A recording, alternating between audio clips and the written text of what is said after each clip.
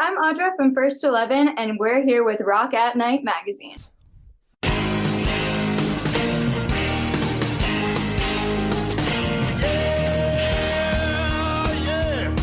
you ready? Tonight I'm gonna take you on a little trip. We're going down south by the mighty Mississippi. I'm gonna take you to a place where lights never dim. Bring your mother, your brother, and your best friend. I'm gonna show you where they dance out in the street. They'll tell you all about your body heat. I'm not gonna talk about it, just gonna do it. Get on down if you feel up good. Get on down. Following these guys for a while. I can't remember. I think the first video I saw was probably a Taylor Swift cover because obviously T Swift, right? But I wanted to start by saying, how did you become a band? Like, I know Ryan was your teacher and you were all kids, and like, how did that all happen? Yeah, it started out with Matt and a bunch of other kids that went to school with him that all happened to be in the same grade, same school, and played all the necessary instruments to start a band. The only thing they didn't have was a singer. So they played for a while with different singers before Audra eventually joined. And then Sam was in another band that was kind of out of the same school and playing a lot of the shows with First to 11. And then when some of the other kids went to college and didn't do the band anymore, then Sam joined in. And then I joined. Yeah, I always forget that because I'm like, well, technically you've been here since the very beginning, Yeah. but not in the band. But technically I'm the newest member of the band. Yeah. That's good to know. So Ryan kind of filled in. You needed a bassist / background singer sometimes. Sometimes. Right. Always great, always fun.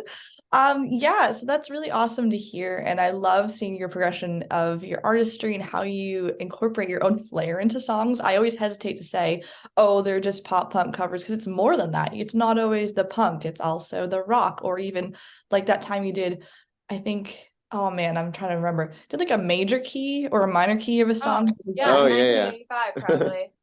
Yes, that was so cute. I was like, at first I'm like, I don't know how I feel, but I'm like, that is so smart. It was so fun. 3 hours in one. I love it. What was that? So we want people to think, just how do I feel about this? Yeah. I don't know if I like it, but it is a You song. like to No. think. What was that, Audra? You like to make them think a little bit. Yes. Well, I think you inspire so many people. And just again, for our listeners, Ryan, you own Ryan Rock School, is that right? So this is like a school of rock kind of, I don't want to say Yeah. not, but it's a spin-off. It's your own private business, right? Yeah, it's called Monochrome Studios now. We Oh, just my changed bad. the name, yeah. Okay, sweet. So it's a school of rock kind of format where it's like you bring in kids and they get into programs and do stuff. And then after a while, you're like, how do you get to the point where you're like, I want to make a YouTube band and I want to like actually do stuff beyond just the little programs? Like, how'd that happen? I mean, we did YouTube stuff in like 2010 or 11 or something like that, really early. Okay. And we actually had one song that was just like filmed with, a camcorder at practice. And it did really well. It got like 30,000 views on YouTube back then, which was a lot of views back then. And then we started doing a couple other videos, and then the parents were like, no, let's not put our kids on the internet yet. Okay. So then we just took off like a couple years and came back to it when they were a little bit older. And with the first video that we actually did was Heathens, and it was a ploy to get people to come and see them perform at Warped Tour. Oh, So wow. we were just trying to think like, how can we get people to recognize the name of this band and like want to come and see them over all the 50 other bands that are playing that day. So we thought if we did a YouTube cover and like it did really well, then hopefully people would recognize that name and want to come and see them. That's so cool. So I didn't think that Warped Tour would be something open to sort of like indie, like private productions. Like, that's really cool to know. I'm not in a band, I wouldn't know, but that is so fun. Wow. So kind of like, it seems like it snowballed from just wanting to get like, oh, some YouTube views, whatever. And then you're like, to get onto Warped Tour. And then from there, it kind of just like grew from there. That's so interesting. Yeah, it worked for the Warped Tour thing. Like there was a good crowd that was there to watch them. But then after that, that opportunity was gone. After that, we're like, what do we do? So it was like, well, that did really well on YouTube. Maybe we should keep doing that. Yeah. Mm-hmm. Yeah, no, for sure. And it's like, And then I know there was a phase where you had original music under First to 11, and then you're like, never mind, we're gonna do a whole project called Concrete Castles. Like I've been here a while, so not Yeah. She knows it all. yeah, I try. So I mean, obviously, I'm not going to talk a lot about Concrete Castles in this interview, but I want to touch on it because that's cool too. How you took First to 11, you're like, let me do new stuff. Never mind, rebrand it, scratch that, move on, separate it. So That was that's never meant to be like, we weren't like, hey, everybody, we're going to be the most famous cover band we possibly can be. Like, it was always the intention was to play covers to get people to pay attention to the original songs. And at Warped Tour, that's what they were playing was Yeah. the original The stuff. first 11 originals. Yeah. So they didn't even play the Heathens cover No. at We Warped did too. We Tour. played all originals at It that seems show. like an oversight in Yeah. hindsight. We probably should have played that We song. should have, but we did not. But yeah, the whole intention, of pretty much any cover band most of the time is either to A, make money, or to B, like get people to like pay attention to, your original stuff. And it's just kind of like a foot in the door of kind of breaking down some barriers in the music industry. Yeah, no, for sure. I think in the music industry, like I know people, they're musicians beyond just you lovely people, and it's so hard to get traction. Like the girl who does my website PR stuff, she's also a musician. She talks about it all the time. Like there's so much, and it's so hard. And I think the only thing that's similar to being a musician is being a writer. I know a little bit Oh, I about bet, Yeah, yeah. for sure. I have books out on Amazon. I'm not plugging myself, I'm just talking. But I mean, I know it's hard. It's like being a pop star, you want to get that publishing deal, you want to get that attention, right? So I relate so much to that. And I didn't know about the Warped Tour thing, so that's fun to hear. Yeah. I loved seeing you guys on tour. It was great to meet you face to face a couple weeks ago. It was so Yeah. fun. Yeah, it was really great. You guys put on a great show. It was super fun. Thank you. Thank you. My friend Celia and I had a really fun time watching you guys, and it was great. She had it. Okay, I've shared videos of you with her before, and she was like, "Oh, they're kind of fun. I don't know, whatever." And then I'm like, "Let's go see them." She's like, "Okay," and she like immediately was like, "I should have gotten a CD. I'm gonna buy it online." Okay, great. All into your stuff now, so you're welcome. That's so awesome. Thank Yeah, you. I thought it'd be fun to tell you that. So, but yeah, no. So it's super fun. I think you're only going up. You have so much going for you, and you're so tight. Like my dad's a music thank you. snob, and I'm always like, "Hey, Dad, they did an '80s cover of like Aha or whatever." And he's like, "They're fun, I guess. Whatever." I'm like, "Whatever." But yeah. So from your beginnings, now I want to talk a little bit about how do you like pick songs, and then how do you pick the arrangement, because you all have different things. I love how you throw in a guitar solo. I love how you throw in different attitudes or key changes or whatever. How do you approach that? So I think song wise, it started out very much like the fans would comment songs that they wanted us to do, and like that's how we started. It's Mhm. just like we wouldn't like think of songs. We would just do whatever songs you guys told Or us like to top 40 Or songs top 40. or whatever. do. So Yeah. that's how it really started. But once we have like a catalog now, and obviously we're approaching 300 probably. Once you get to 300 covers, you kind of start know. to see trends. So we just look at what old songs did well and like what like people like. So it's like, okay, if people like Sweet Child of Mine, they'd probably like this, this, and this. Mhm. If people like Taylor Swift, they'd probably like this, this, and this. And you just kind of whittle it down, and like you start to just get a feeling of like this will do well, this won't do Yeah. well. And like that's how we kind of go about songs. And then the arrangements, it's that same type of feeling where it's like you just kind of know what songs you can change or not. Mhm. But basically, this is very oversimplified. Not that there's like a very hard, fast rule you need to set, but the newer the song is, the more you can change it. Mhm. So Yeah. if you're doing like a top 40 song, been out for 2 weeks, Change you can it. take that song and make it a whole new song, and Yeah. no one's really gonna care.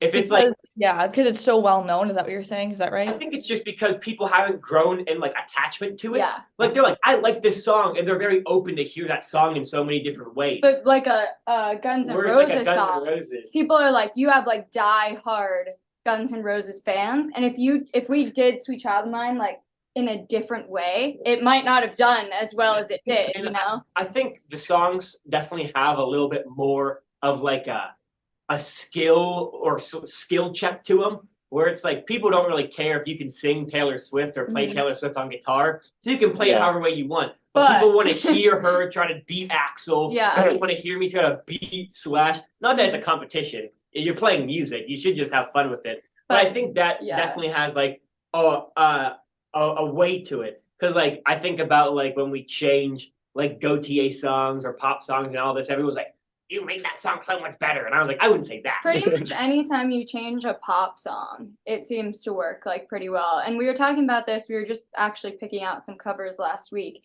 But now it's even different, is like you have TikTok added into the mix. And we were talking about this a little bit where it's like you have those Taylor Swift songs that now people actually do want to hear them as rock songs. And that's like a whole new audience that you're like, okay, maybe we should do this. It might not do very well on our channel, but if we promote it on TikTok, maybe it will do well on our channel. So there's like so many different strategies that you can use now to just like see if a song is going to work. And since we put one out every week, we can really try stuff out and play around with it. There's so many facets, and there's really no right answer, because I've seen plenty of 80s covers turned into hard metal, hard rock songs, and they do great. And I've seen plenty of this and that. So there's no right answer. But it's just the trends, because like I look at like Crazy Train, and like a song like that, you don't really change, because a lot of people are going there and it's like, okay, can this kid play this solo? Because that's what they know, and that's what they want to hear. Same with Metallica. They're like, can they make it sound like Metallica? And you know, maybe we're wrong, and maybe if we would have changed the songs, we would have got more views. Yeah, maybe we're just completely wrong. We have no idea, but but that is just the trends that we see and we try to stick to. Right. Yeah. Yeah, no, for sure. I think this is really interesting because I think you're hitting on perception, age group, target demographic. It's really marketing. Like that sounds so bland. Yeah, no, it is. You're right. And I loved your example of using TikTok. Remember, like the first time you did that was Antihero. You're like, hey, let's rockify Taylor Swift. Yes, yeah, I know. And I loved that because I'm like, oh shoot, I bet she's gonna do it next. And so I bet if it tanked, you probably wouldn't have done the whole song, right? Exactly. Yeah. And we sometimes like do those and we're like, hey, we know this is gonna do well on TikTok. We have it ready, we put it out, and we're like, all right, let's promote it early, get people to pre-save it, and then put it out. And then you have this whole new audience of people coming to watch your stuff.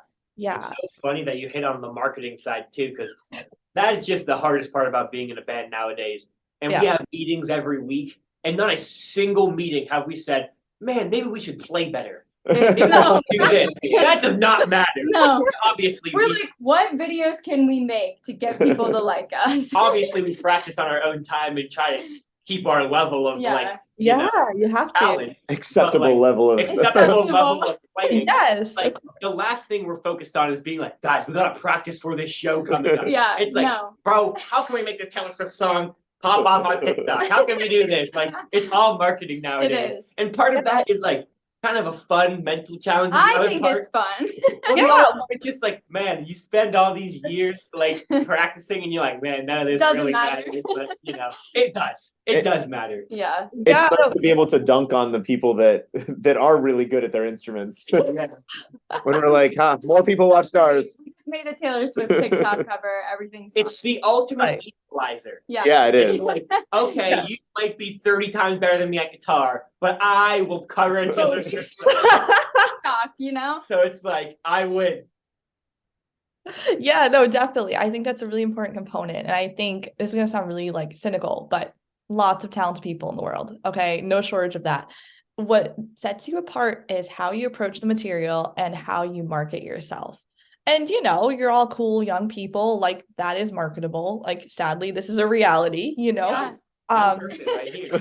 Yeah, I mean, I can't tell you how many times I've sold books that are like, oh, you're so young. How old are you? I'm like, 26. But like, I look young. So it's just funny, you know, people really connect with young artistry. So use it when you can, right? Like, hey. Absolutely. I think the biggest thing that would help anyone like getting into any type of art is just being open-minded. Yeah. Because we just like, I'm not calling anyone out. Everyone is great and like everyone deserves their chance, but we just have so many people, especially from our hometown, where it's like they just refuse to do covers or refuse to play pop songs or refuse to do this. And it's like, dude, that's what people like. You need really to figure out a way to market You really yourself. just have to do 2 years of that. Yeah. Like, are you going to refuse playing 2 Taylor Swift songs just because you're too good for that? It's like, I feel like there's so much to be learned and gained from just being open-minded. And like you, for example, maybe you don't want to write something, but if it gives you the next opportunity, it's worth writing. Like, I Oh, think that was definitely. definitely our approach to music, Yeah. where it's like we're not gonna say We can't feel like we're better or No, above we're not anything. better, we're not above.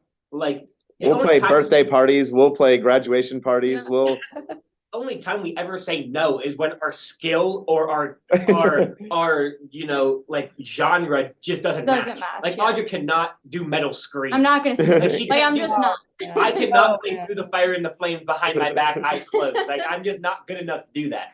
That's the only time we ever say like no. No, When yeah. like our physical limits Well, there are literally things are we just even like have been like, people are like, cover this song, and we're like, no, we're never gonna do that. And then we think about it for like a second, we're like, no, actually, we probably could do that, and then we Yeah. just do it. Like there's we just definitely have to stuff think- that's scary, but we have Yeah. to talk ourselves into doing it. Yeah. Yeah, well, that leads beautifully into my next kind of question. Kind of, you can pull from this, obviously. Have there been covers that you hated that you did them? You're like, oh, that's so cringy. Or covers that you're like, no, I'm really proud of that, and it was unexpected. So pull from that feeling of unexpected in those ways. I think before anyone answer, I think the funniest thing is it doesn't correlate to anything.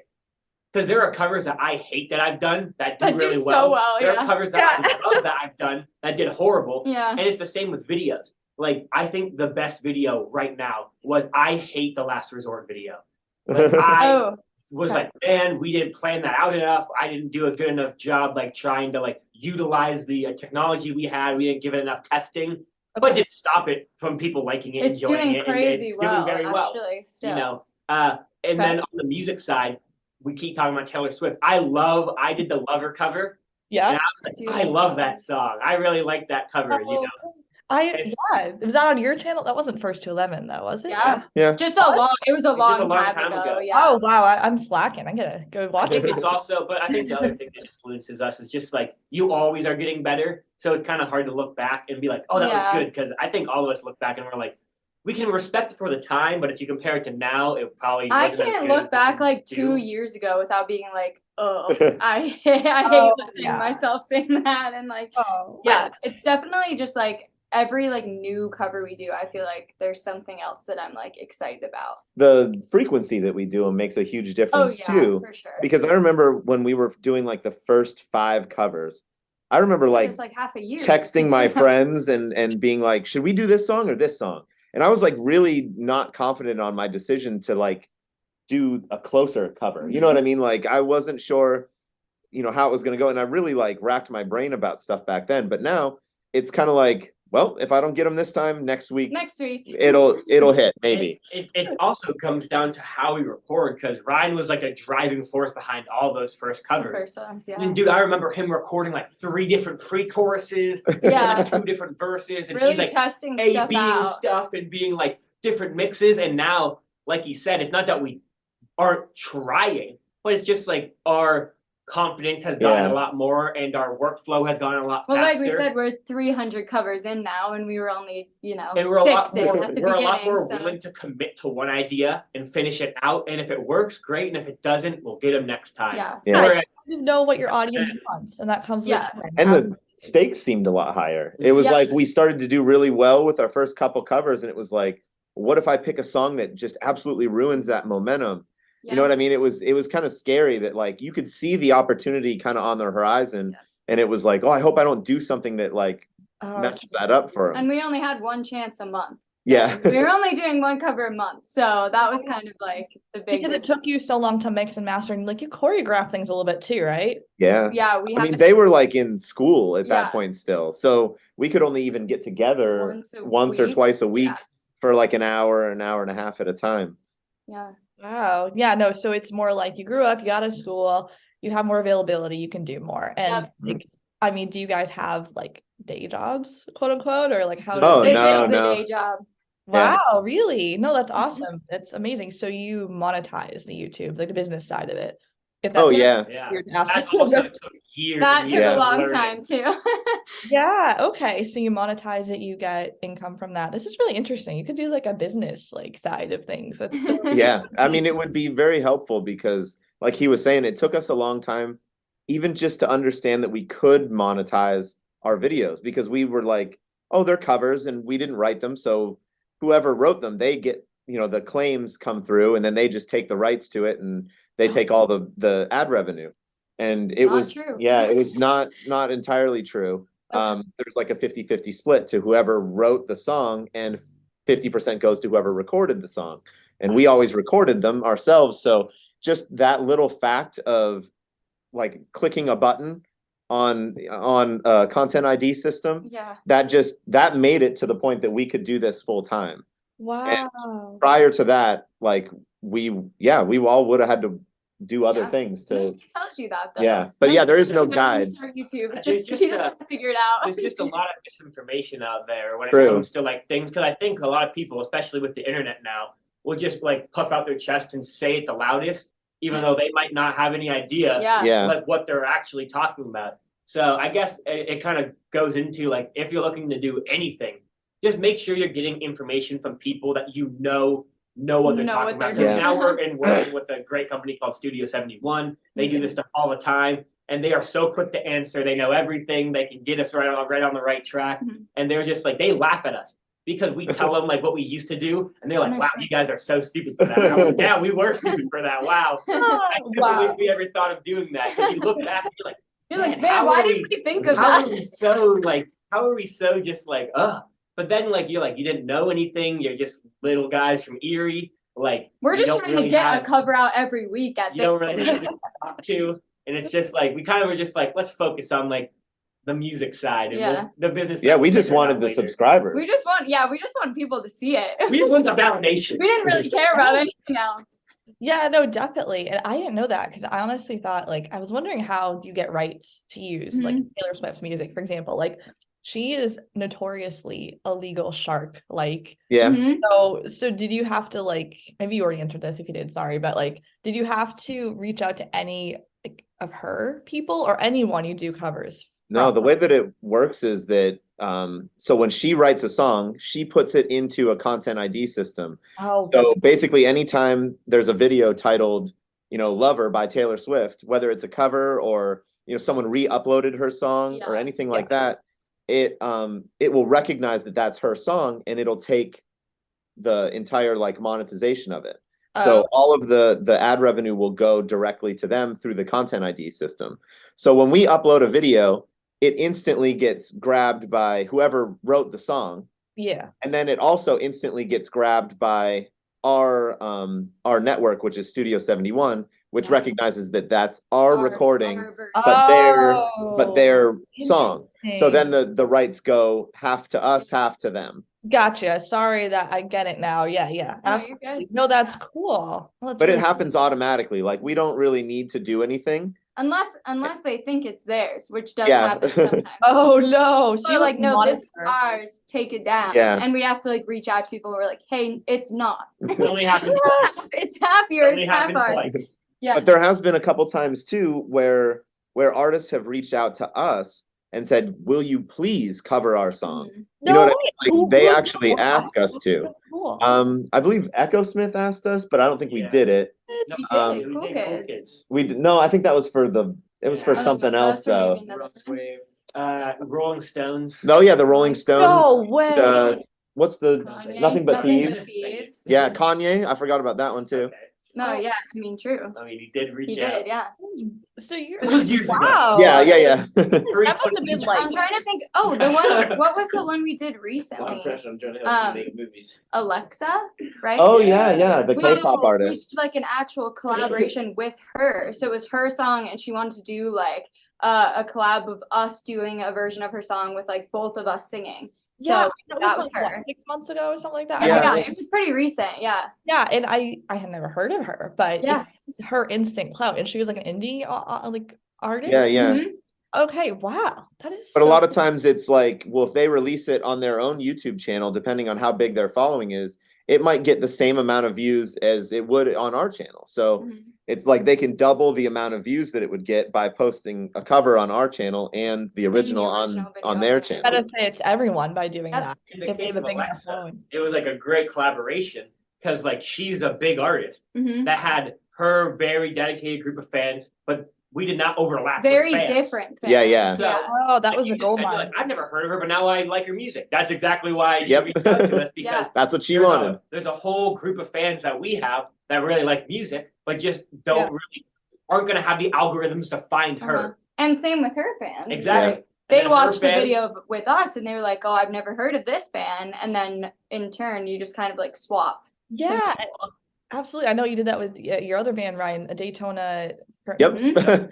Yeah, that's kind of I forget the name. I'm so bad. Daytona Beach 2000. Everybody always Daytona just says Beach. Daytona, and I Yeah. feel like that's I know. I for some We're reason, just Daytona now. There's Yeah. there's no Daytona 500. There's no Daytona Beach. Yeah, right. Like, Daytona the if you band. on stage, it's just we're Daytona or Daytona Beach. Honestly. Yeah. And how did yeah, as we're finishing up, I guess I'll ask you since I mentioned it, how did you come up with that name? And also how did you come up with First to 11 as a name? So First to 11 was a game that we played after practice, where we would just get together and like not play music, just hang out and be friends, you know? yes, And the game is kind of like volleyball mixed with table tennis, mixed with like There's a regular lot of tennis. things. pickleball by any chance?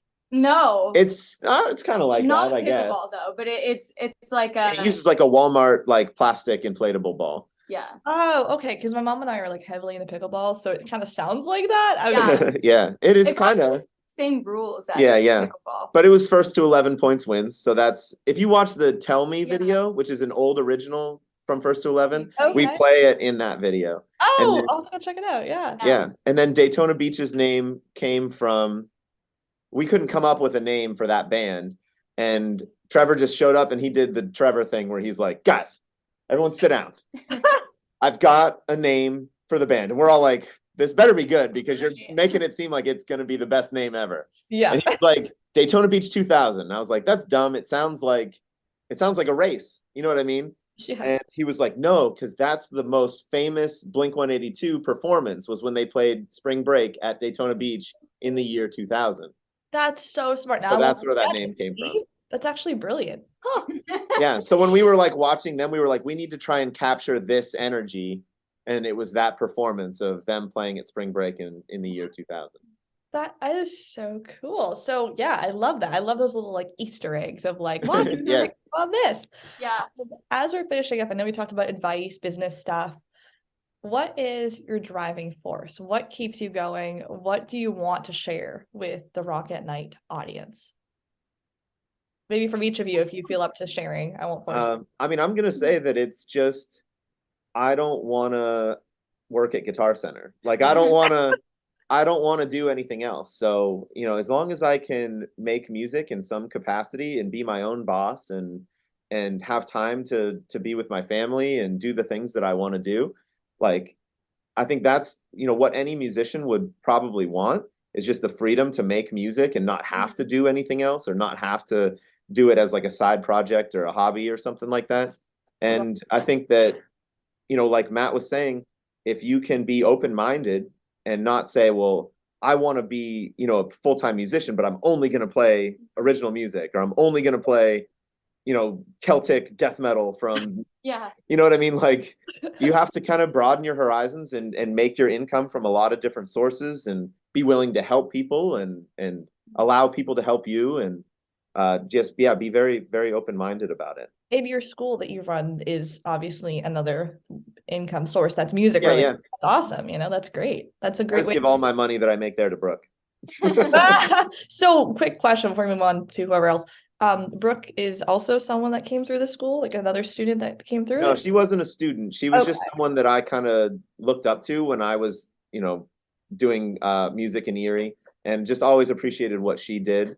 And when I asked her, like, do you want to stop, you know, bartending? Do you want to stop doing the other things that you have to do and just do music all the time? And she was like, all right, I'm listening. Yeah. So that was my ploy to get her to come and work for us and start teaching students. But she's done an awesome job of like teaching Lillian and Rachel and, you know, a lot of other people that have come up and now have their own music careers that they're starting as well. The So, students that have come through the rock school, right? yeah. Cool. Awesome. And I think like going off the rock school too is just like Yeah. it's cool to put out videos and do stuff and be like, no, we're doing it all like right here. Yeah. So Yeah. that when people come in or even people who see us online and they're like, I can never do this. We're like, yeah, we also thought that. And then we just did it. Like, it's Wow. really just once you start doing it, if you just put the time and the effort and the work into it, it's not impossible to do it from anywhere you are. Right. No, definitely. That's so true. Anybody else want to add to that? I think going back to the question you asked about, like, what's my motivating factor? It is literally just to be better. Like, that is it. Because Ryan talked on it before. He was like, no cover band's main goal is to be a cover band forever. That's not our main goal. But to take an opportunity like this and basically be able to practice making music and practice making videos and practice playing out in front of people and touring through the veil of we play other people's music is like indispensable knowledge. And like even we see it even with Concrete Castles, like just going out and just like bands are like, man, you guys haven't been a band that long. How do you guys how do you know how to do this? How do you know the right way to go about this? Or how do you know how to play this and this? And it's like, well, we have been a band a long time. We just haven't made original music. We've been playing covers for since, years. You know, I was 9 years old. Yeah. It's been a long, long, long, long time. And it doesn't stop there. I'm not like, oh, I figured out how to tour. I'm done. It's like, nah, like you can always make better music and you can always make better videos and you can always push the envelope more and more and more. And I just see First 11 as like this awesome platform where we have like a million people that are just willing to be like, I like that or I don't like that. And like the moment you can get past like people not liking something is when you can really start to like grow. Because then you can be like, hey, they didn't like this one thing. Now I know how to do that. Let me try something else. It is kind of like a giant focus group. It is. That's kind of like what I really like, and it's kind of reinvigorated me lately, is like that is how I look at First 11. It's like just a huge testing ground that like you can just do a bunch of cool stuff and meet a bunch of cool people and do a bunch of cool things. And it's not the end of the road. This is not the end goal. Right. You learn from what we're doing now, and hopefully you can do it whatever 2 times, 4 times better. And I think we can all look at it like that. Like Ryan looks at it like, hey, I'm going to learn how to do it now. So when kids come through the rock school, you've got a straight shot up. Like he's going to have all this information. Like, you just take hey, all I know the exactly how to knowledge do this. And like, do what you want to do. If we go on to start other bands or go on to start other projects, if I'm 40 and I'm in my 15th band, I'll know my trajectory up because like we've been here and we've done that and we know how to do it the right way. That's right. And do you all teach as well? No. Sam and I do. You do? Awesome. Okay. And Sam, we have a few minutes left. Any thoughts? Yeah, I was going to say, I'll try and make this quick, but if exactly what I would have said for advice, but I don't know, one thing that I would say is try and vet out people that you want to collaborate with that have similar goals to you. I think one thing that makes this job very easy is that all of us kind of know the expectations and where we want to be. And it also kind of ties into what you said earlier about like, does it ever feel like, I don't know, almost the only word I could think of is kind of cringy sometimes when you're doing covers. But when I walk into the room and we're all there to film and we all have the same goal, it's like you're with your team and everybody has a good like attitude moving forward towards it. So if possible, when you're at your band practice, try to make sure that everybody there knows that like we're going to film like YouTube videos or we're going to practice for the show. We want to be this kind of band. It makes things a lot less turbulent. Definitely. You want to be aligned in your goals, aligned in your hopefully style. It's okay to have differences, different approaches, but you want to have the same goal, I think. Yeah. Absolutely. Well, it's a communication thing. That's why we have the meetings and we try and talk through as much as we possibly can. Well, thank you for letting me crash your meeting today. This is so fun. You know, sweet, cool people. I loved seeing your live show. I would love to see you again next time you roll through Boston, you know. Absolutely. Thank you so much for taking the time. And that's all for A Rock at Night magazine. So go check out First 11, check out their covers, check out Concrete Castles. It's a lot of fun. You won't regret it. So you're listening to Rock at Night. The introductory song, Get On Down, is from blues artist Billy Bass Alford. Look for his music at ReverbNation.com.